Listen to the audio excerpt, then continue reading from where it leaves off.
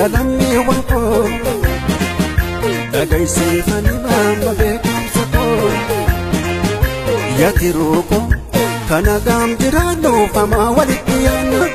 walutu buudhiilee maa faayidaa barbaanna nu waliif taaneetu dagalee qaba hundaa fakkeenya taana nu waliif taane jette obboleessa koo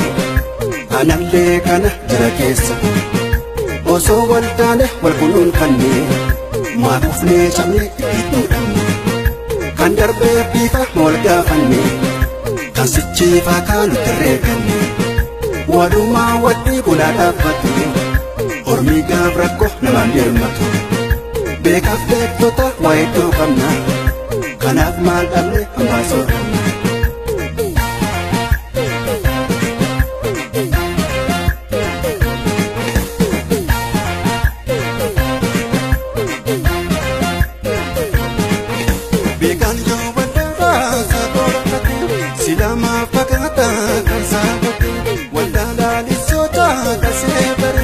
Silama falkoda daga kanaf yalanni ko undemisa tokkumma tibsuda furmanisa marabbab jalala jabefanne jensa keenya yoo tokko godhanne hosaawwan barbaannu hundarganne kanaf tokko taanu murteeffanne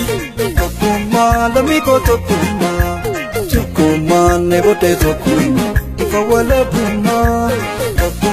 Lamiko tokkumma nebote tokkumma wayaktu garbumma tokkumma lamiko tokkumma hokko tokkumma lamiko tokkumma sobako tokkumma hokko tokkumma.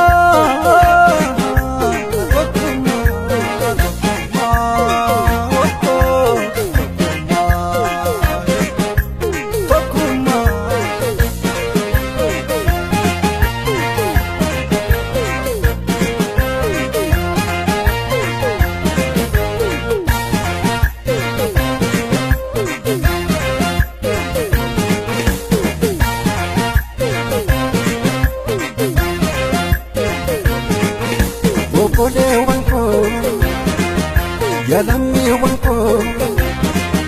dhaggeessifani mama beekumsa koo yatiruuko kana gaamjiraannu famaa walitti yaanna walutu buudhiilee maa faayidaa barbaanna nu waliif taaneetu dagalee qaba hundaa fakkeenya taana nu waliif taaneetu dagalee qaba hundaa fakkeenya taana. Dhugaa kee jette obboleessa koo anallee kana jira keessa osoo wal taane wal kunuunfanne maa kufnee cabne itti dhabne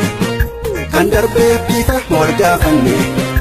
kan sichiifaa kaanutti reeganne walumaa wadhii bulaa dhaabbatu